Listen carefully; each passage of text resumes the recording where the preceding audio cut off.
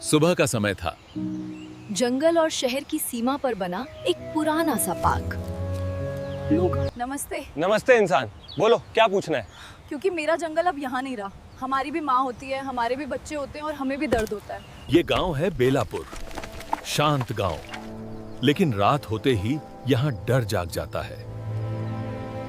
गांव के बाहर एक पीपल का पेड़ है। दिन में आम, रात में खतरनाक।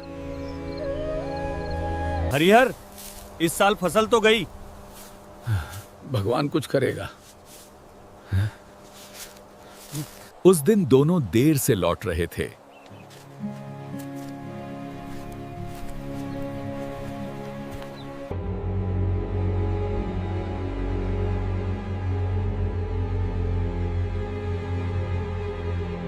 एक बार एक गरीब लकड़हारा जंगल में लकड़ियां काट रहा था।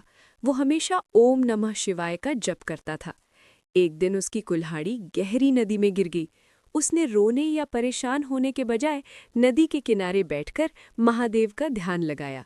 थोड़ी देर में एक साधु वहां आए और उन्होंने नदी में डुबकी लगाई। पहले वो सोने की कुल्हाड़ी लाए, फिर चांदी की, लेकिन लकड़हारे ने कहा, नहीं महाराज, मेरी कुल्हाड़ी लोहे की थी। उसकी ईमानदारी और महादेव पर अटूट विश्वास देखकर भगवान शंकर ने उसे दर्शन दिए और उसकी दरिद्रता दूर कर दी। सीख: महादेव वहां होते हैं जहां सच्चा विश्वास और ईमानदारी होती है। नीलकंठ का त्याग। पौराणिक कथा।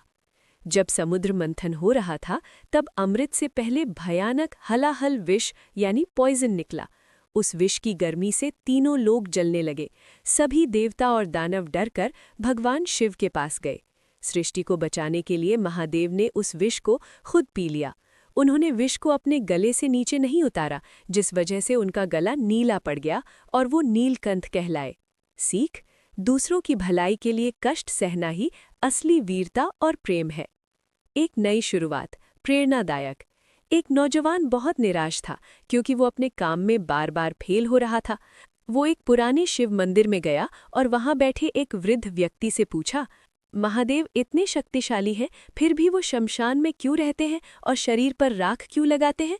वृद्ध व्यक्ति ने मुस्कुराकर कहा, बेटा, राख इस बात का प्रतीक है कि सब कुछ खत्म होने के बाद भी कुछ बाकी रहता है। महादेव हमें सिखाते हैं कि अंत ही नए आरंभ की जगह है। अगर आज तुम्हारी कोशिश राख बन गई है तो उसी राख से नया जन्म लो। उस दिन से उस लड़के ने निराशा छोड़ी और नई ऊर्जा से काम शुरू किया। सीख: हर अंत एक नई शुरुआत का रास्ता है। हर हर